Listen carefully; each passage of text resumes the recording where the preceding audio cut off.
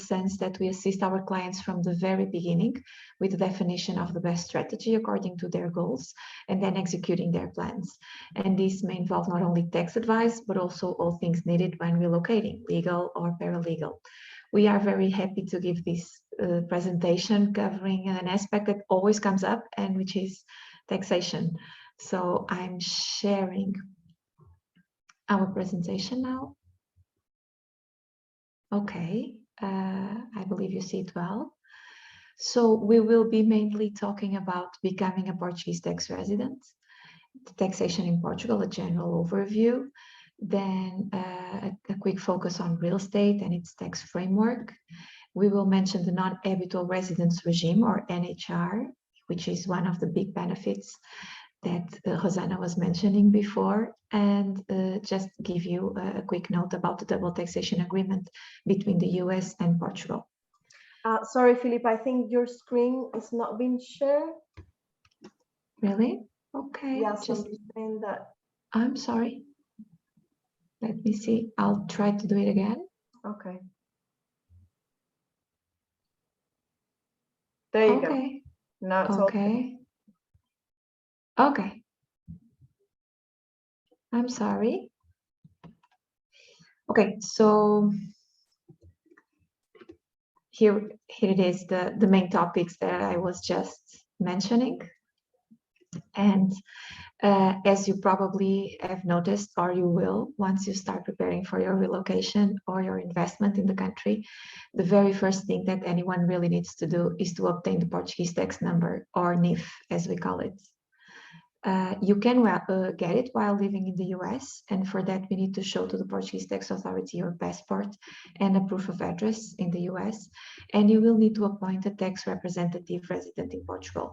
A tax representative is a person or a company domiciled in Portugal who will take on the responsibility of representing you before the tax authority, and this is a requirement of the authority to grant you the NIF while you are not a resident in Portugal. If you are relocating and becoming a resident, then you can get the NIF on your own. We need to show your passport and a proof of address in Portugal. You will need to prove that you have a place to stay here, either by showing a deed of a property you may have purchased or a long-term lease, and in this case it would be of at least 6 months.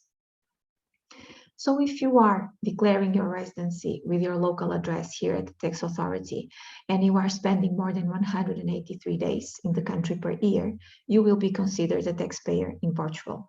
And the Portuguese and European tax system is based on residency criteria, which means that revenues are taxed where the taxpayer is or a regular residence. So all revenues obtained in Portugal or abroad must be declared here.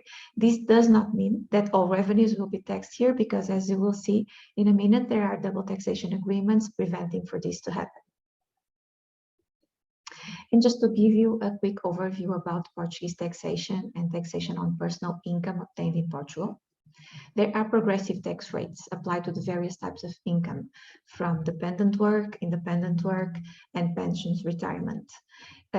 These types of income are subject to a progressive tax rate that starts at 14% for net income of around 7,000 euro and go up to a maximum tax rate of 48% for net income above 80,800 euro.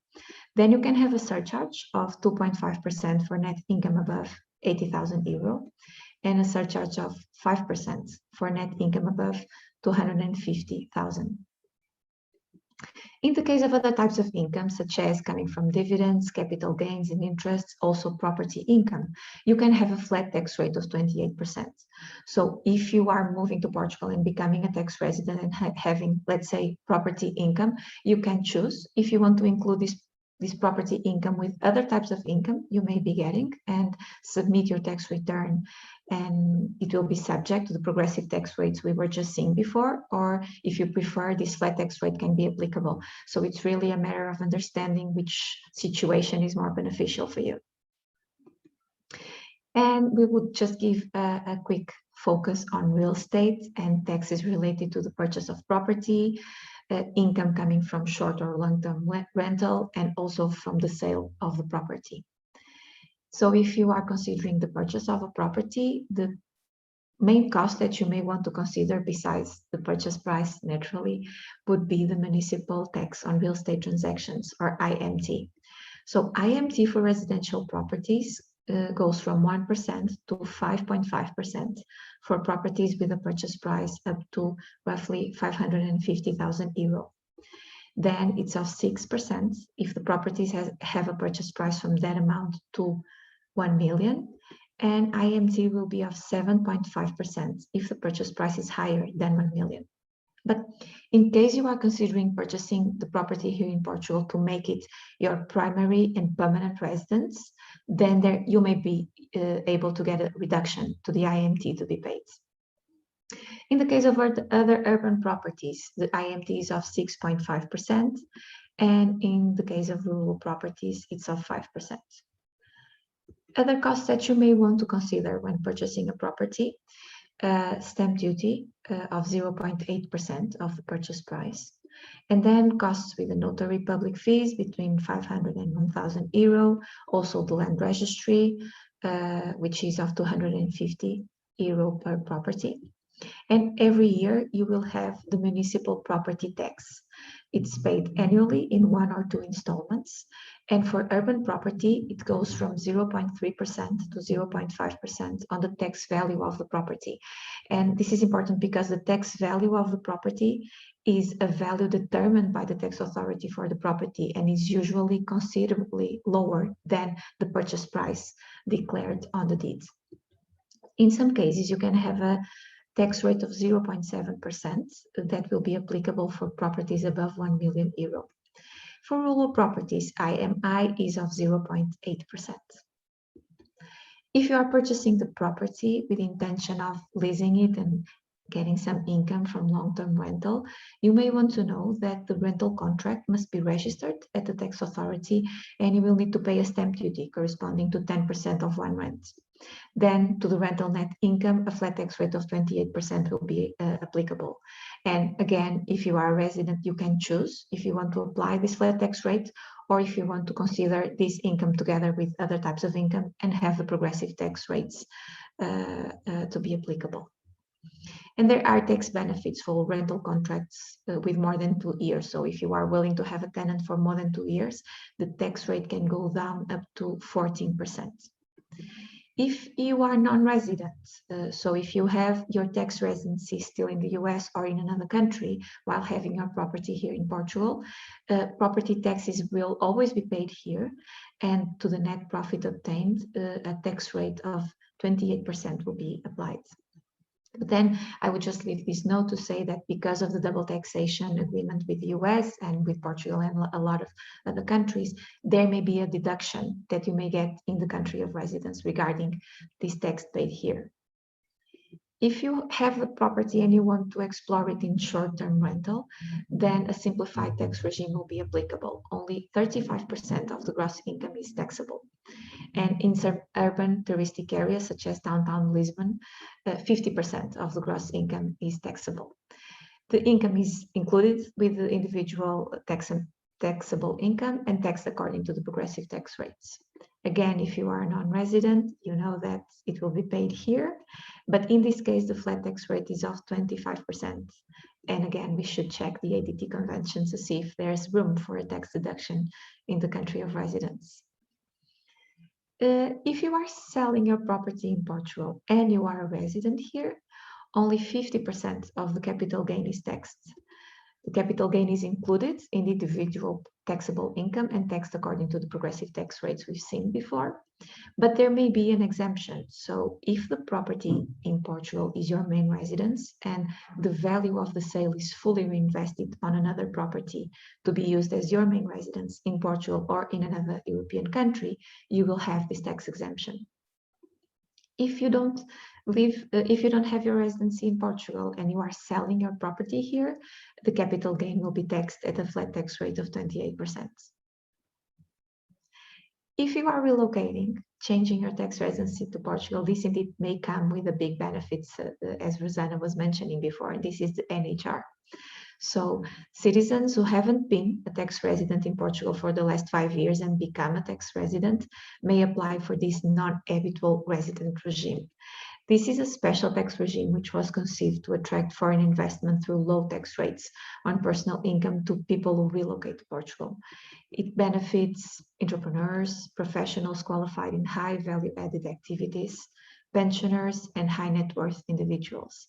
And we have here just some examples of activities which are considered of high value added. And we have here directors and managers of companies, specialists in mathematics, engineering, university professors, doctors, dentists, authors, skilled workers in the industry, construction, but the list is very long, and I would definitely recommend checking it to see if you would be eligible. The NHR status must be requested to the Portuguese Tax Authority, so there's an application that we need to submit. And once granted, it's possible to maintain the tax rates and the exemptions for 10 years. And just to give you an example of how it works, if we are talking about professional income from dependent or independent work, and if it's obtained in Portugal, you will have a flat tax rate of 20%, which is, or maybe very interesting when compared with progressive tax rates we've seen before, and that could go up to 48%. If this income is coming from abroad, it can be exempted in Portugal. In the case of the US, and because we know that there's the double taxation agreement, and we know that this income is taxed in the US, it won't be taxed here. If we are talking about dividends, capital gains, and interests, if they are obtained in Portugal, you will have a flat tax rate of 28%. If obtained abroad and if obtained in the US, they will be exempted here. There are also specific rules for capital gains on real estate. And I would also say that even if the NHR status is not applicable to you, the Convention for the Avoidance of Double Taxation will be. So this will make sure that you will have a tax credit and that you will be avoiding double taxation. So we will make sure through this convention, even if you don't have the NHR status, that you won't be paying taxes here for income that you may have paid in the US. After the 10 years with the NHR, the progressive tax rate on personal income tax will apply if you are still living in Portugal, and obviously only regarding income obtained here. And working with the US clients, we are well aware of this unique framework, namely in regard to opening and holding a bank account outside the US and all the compliance requirements, all the information that needs to be sent to the tax authority in the US, and we will be more than happy to assist you with that as well. Finally, I would just leave some quick notes to say that there is no wealth tax in Portugal, only the annual municipal property tax that we've seen before. There is no inheritance tax for direct heirs, spouses, children, and parents. In the case of donations, you will have a stamp duty at a flat tax rate of 10% of the value of the property. Portuguese inheritance tax rules are usually applied to the properties located in the country, but in some cases, the legislation of the nationality may be applicable. And we'll be more than happy to think about this and plan this with you as we do with our clients. And some of our clients also are very happy to know that there are tax benefits for investment in research and development activities. So if this is something that interests you, you may find interesting to know that you may have interesting deductions to the income to be paid by your company if you are investing in research and development activities.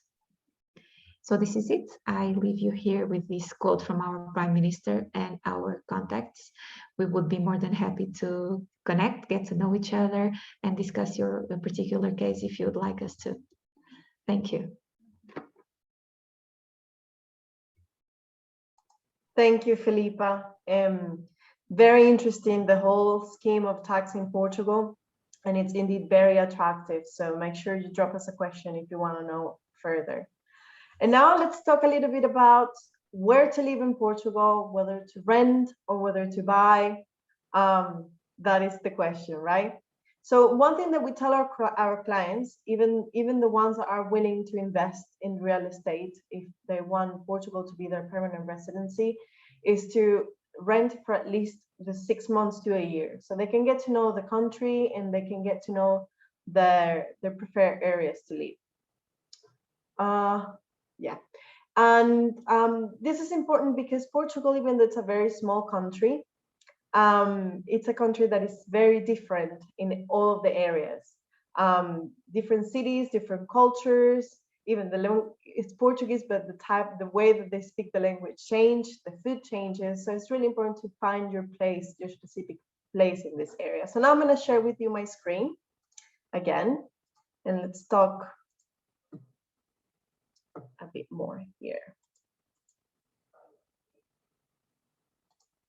So let's start by talking about the two main cities in Portugal, Lisbon and Porto, which I imagine most of you heard about or been visited before.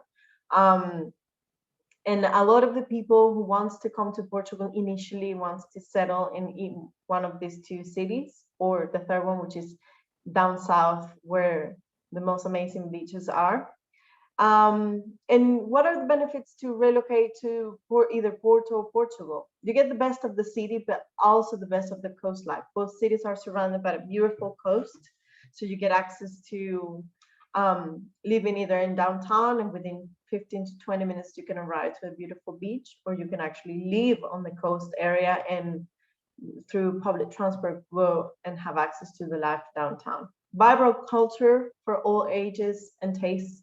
Porto and Lisbon are very rich in terms of what to do in the cultural life and what it has to offer, especially for, well, it caters to everyone, but there's a lot of digital nomads and freelancers that want to live here in the main cities because they have access to a great community of people like them.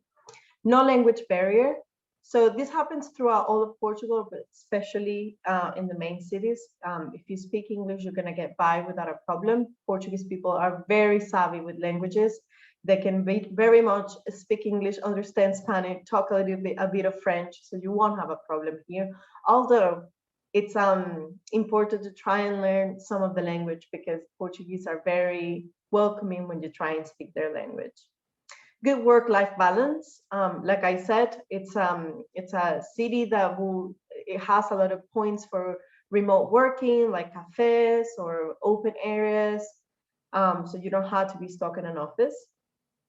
We have in Lisbon the international airport, and it's in the city. It's very accessible to everyone in the city. There's plenty of transportation, either by train or by subway or by bus to the airport. Both cities have an amazing public transport system. So you can actually move in train, bus, in the metro, but there's also boats that will get you from one side of the river to the other one. Plenty of international school and university for those who want to have children that are going to school or want to study here. And close to other cities with great quality of life. So you will have within a radius of 25, 30 kilometers, smaller cities that are closer to the coastline that are a bit slower, have a bit slower life, but it connects really quickly to the city with the transport. And the cost of living is low compared to other capitals. I mean, it's true that prices in properties in Lisbon and Porto have increased in price in the last 5 years. But even so, if you compare it to the prices in other European capitals, like, for example, Paris or Madrid, prices in these cities are still more affordable. And to give you a few examples, I just wanted to give you examples of how it is to rent and to buy in these main cities, even in the downtown or in the outskirts of those cities. So, for example, an apartment, a 3-bedroom apartment in the center of Porto. If you wanted to rent, you can find it anywhere between 800 to 2,000 euros.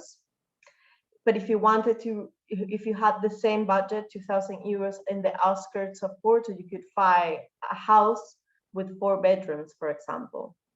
And if you wanted to buy an apartment, a 3-bedroom apartment in the center of Porto, then you will have to have over 300,000 euros. It can go up to 1 million if you wanted to, but you can find between 300,000, 500, 600, that's in the center. But if you wanted to do the same thing in the outskirts, you can find or a bigger property or the same apartment for a little bit less, 260,000 euros, for example.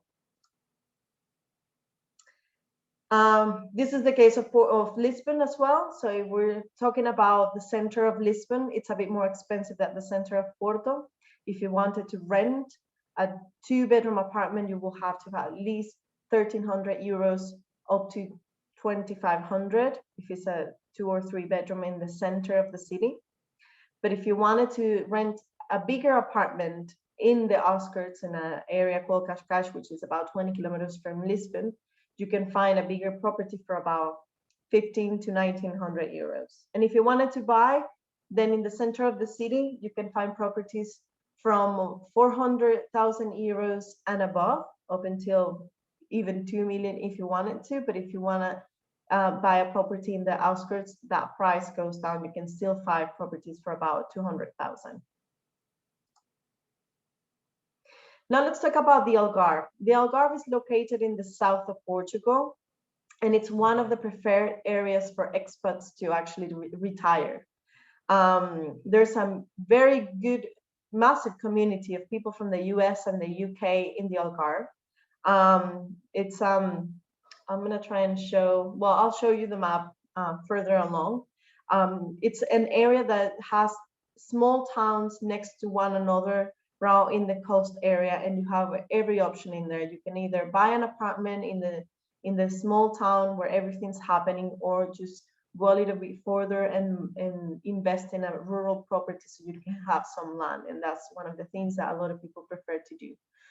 The benefits of living in the Algarve is it has an amazing weather. It's the warmest weather in all of Portugal, all year round. So to give you an example, we have around 300 days of sunshine in Portugal in total. And all the rain it's concentrated in 2 or 3 months. So the rest of the year, there's a lot of sun. But the Algarve has a lot less rainy days. It's mostly sunny all of the time. Even in the winter, you can have winter days between 18 to 20 degrees, which is really good. And then you have one of the most access to the most beautiful beaches of the Portuguese coast. It's still the Atlantic, but it's a bit warmer than if you went up north, into the beaches up north.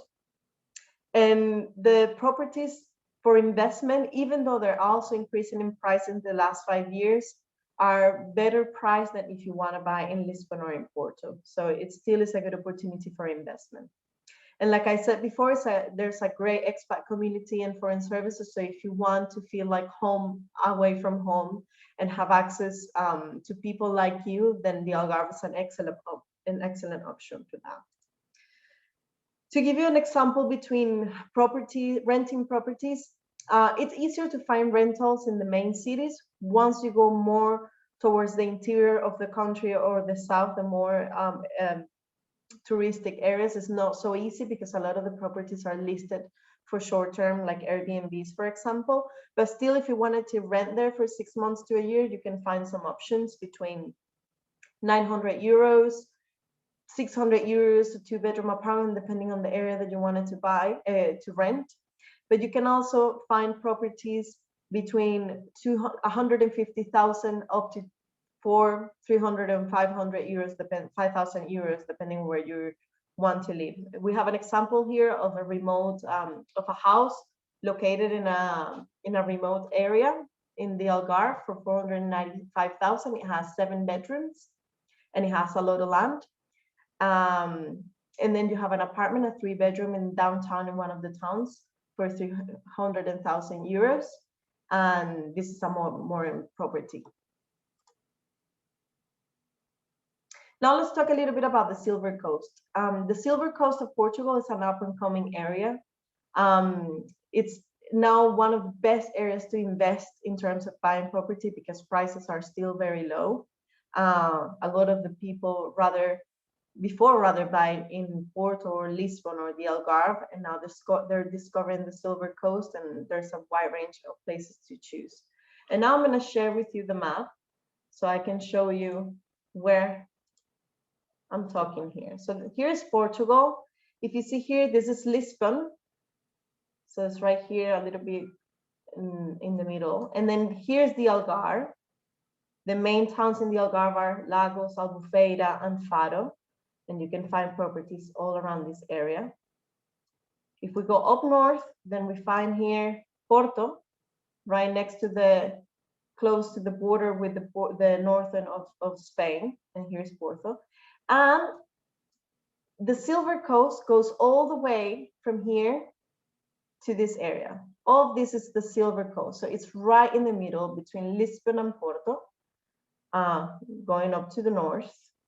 And it has a beautiful towns. For example, Peniche is a very beautiful beach town. It has a lot of properties for investment at the moment, but if you wanted to buy something more rural, then you have Caldas da Rainha, which is really close, but prices are a lot more accessible in here. Then we have a town like Nazaré, which is very famous for surfers. They have the biggest wave ever written in this area in the month of November. It also has a lot of this area like Alcobaça. So everything that you see in here is really good to invest at the moment. The idea also is really beautiful. This is a big town, one of the biggest cities that you can find in this area. So there's a lot to explore in this area.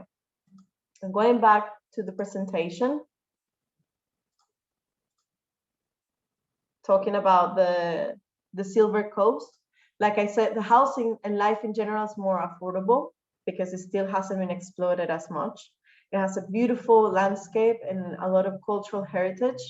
And it's very close to Lisbon. It's about an hour and a half, depending on the specific area that you are by driving. And there's also public transport that you can take. So you have access to things like the airport, and it's also close to Porto at the north, a little bit more, like 2.5 hours. And the summers aren't as hot because you have the magnificence of the breeze of the Atlantic, but still is a very amazing weather. And to show you some example of the properties here. So if you want to rent an apartment, like I said, there's not many options for rentals, but if you want, you can find some options, but you can find apartments as low as 400 euros a month up to 800 euros, and you can find a good size apartment for rent.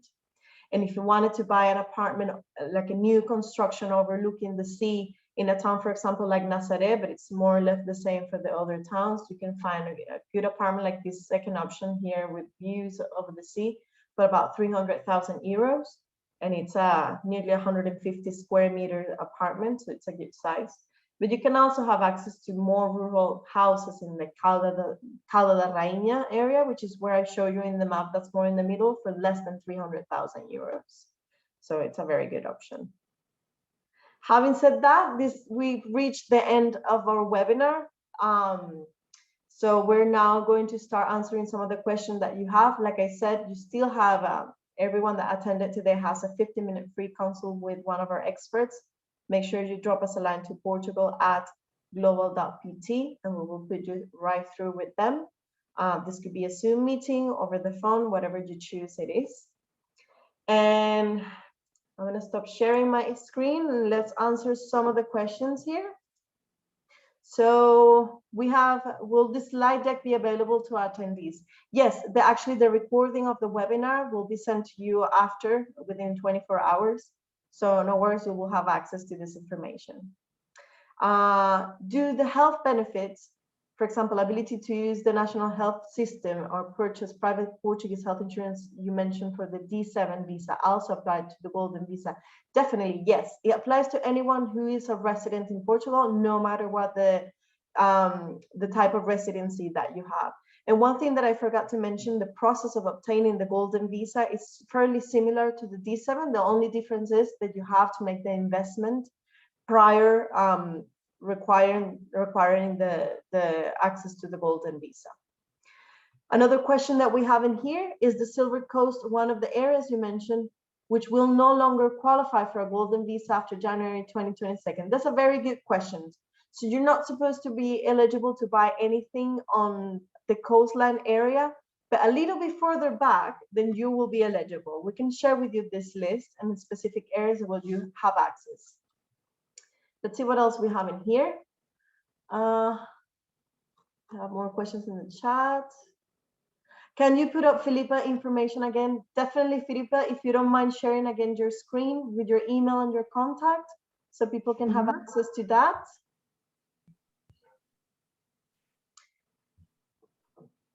Okay. Okay. I don't know if there was any particular information that you would like to see. No, they wanted to see your contact. So go ahead and make a print screen of this screen so you can have also Filipa's information and make sure to drop her an email if you want more information. And let's go back to the questions. What qualifies as a high net worth individual for the NHR visa? I think there's two questions here, right? Yes. The NHR, it's not a visa, it's a tax status that you're like a tax resident status that you're going to have once you're here. So Filipa probably wants to take over and answer this question. Sure. Yes. Once you are right, Rosanna. Once you have your residence permit in Portugal and you change your tax residency here, you will be having your NIF here, and you will be able to apply for this specific status, which is handled at the tax authority and not the immigration office.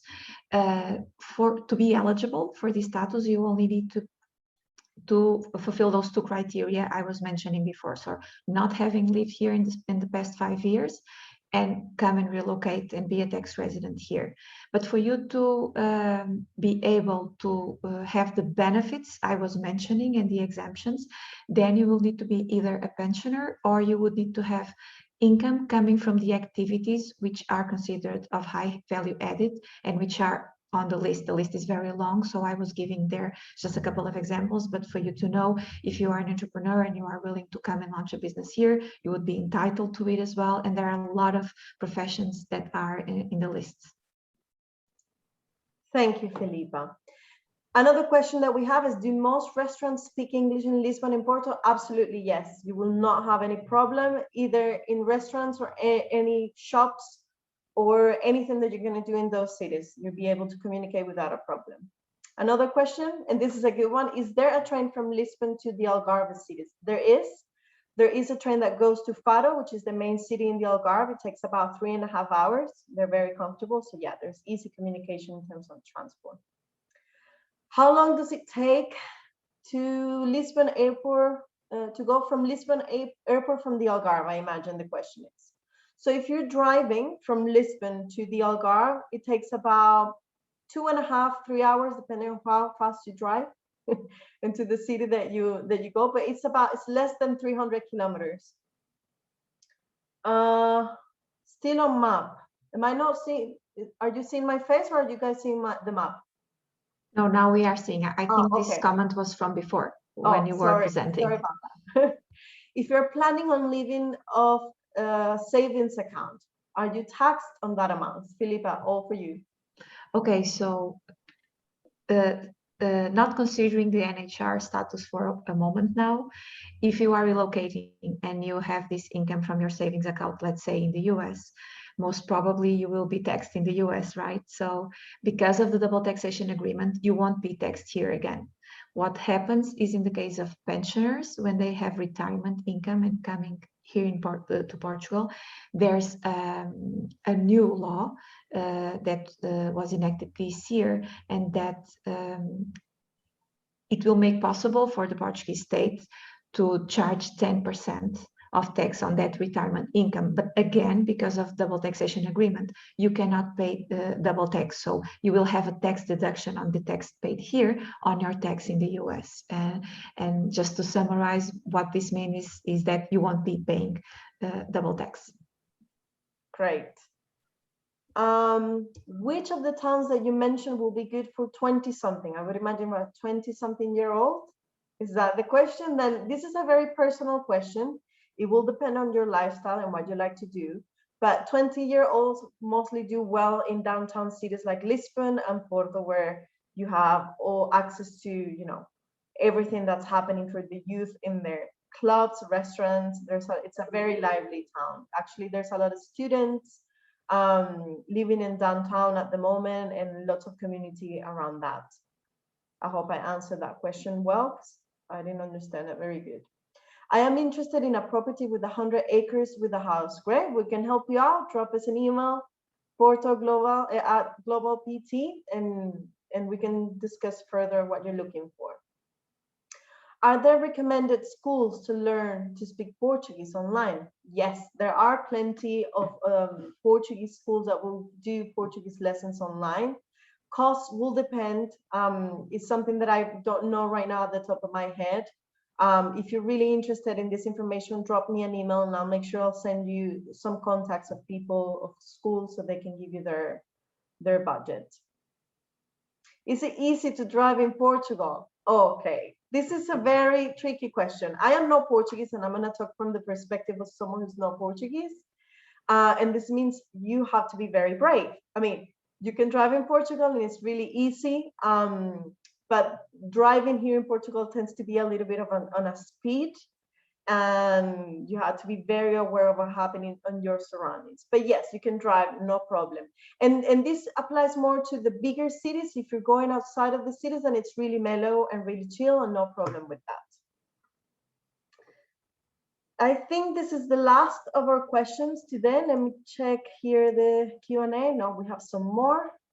Can the D7 visa be converted to Portuguese citizenship via grandparent exception? I'm eligible but lacking all documentation. Once there, rather than waiting for residency. One thing, it's not connected to the other. The main thing here is if you have anywhere to prove. So citizenship is granted in a descendant or ascendant. I don't know how it works, but if you're the grandchild, then you can obtain the Portuguese citizenship, provided you have all the documents, and we can find all the documents from your grandfather and down to your mother, father, whoever that was.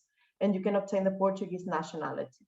If you're going to go the D7 route, the route, it's completely different. Then you're going to have to get a visa and wait for the 5 years to obtain citizenship. So you cannot connect both. Where is the best area to buy a house with 100 acres for less euros?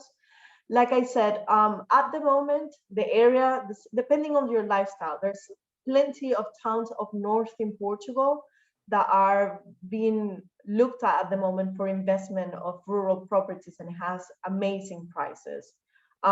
This is more rural areas where not a lot of expats are, but it could be a really good opportunity if what you're looking for is land. Then the area of the Silver Coast, a little bit backwards, like Caldas de Rainha, Alcobaças, is a very good area as well for investment, and you have access to the coastline and everything else. It's just a matter of realizing what are your priorities in terms of where the house should be located. And I think we reached the end of the Q&A. Thank you, everyone. One more here, Rosanna. Yes, which would you like doing it? Well, if you'd like me to, is the water warm enough to swim anywhere along the coast or just in the Algarve? So the water is not the Caribbean. It's a bit, but it's not really that cold, depending on what you're comparing it to. People swim a lot in the coast in Portugal, in Lisbon and in Porto, and they don't have any problems. It's just a little bit more cold than the Algarve, but nothing too serious. You might get chilly at the beginning when you're entering, and it goes away. Is this recorded? I missed the first half. Yes, this webinar is recorded, and we'll be sending the link to everyone that attended today within 24 hours. So no problem, you'll have access to this information. Thank you, everyone, for joining us today. We were very happy to talk to you and to answer your questions. And get in touch with us if you need our help, and we hope to see you and help you move here soon. Oh, it's Aves a good, sorry. If you don't mind rephrasing that question, a good and close to the big cities. Maybe you mean the rental car? Oh, the rental car. Yeah, maybe. Information. Okay. So thank you again, everyone. We did not get that last question. The Avis. Well, somebody's asking about. I think maybe. Well, yes, there's a location called Avis. I think it's in Alentejo, but I'm not really sure. We're gonna find out now. Yeah. It's in the Alentejo, but we don't know very much about that. So south of Lisbon, right?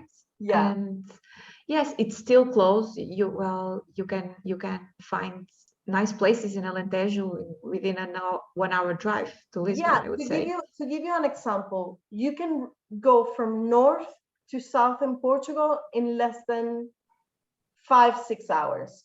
So that's how small the country is. So really, anywhere that you choose to live will be within a few hours from the main cities or the coast area, provided you have a car. Some of the towns that are more remote probably don't have that good of a transport internally, but they always have transport that communicates to one or another city. So that's not a problem. Évora, it's actually quite beautiful. Yeah, Évora has its UNESCO heritage in Portugal. So yes, now we run out of time. Thank you again, everyone, and we'll hope to talk to you soon and help you move to Portugal. Have a great afternoon and morning, the ones that are in the US. Bye-bye. Bye.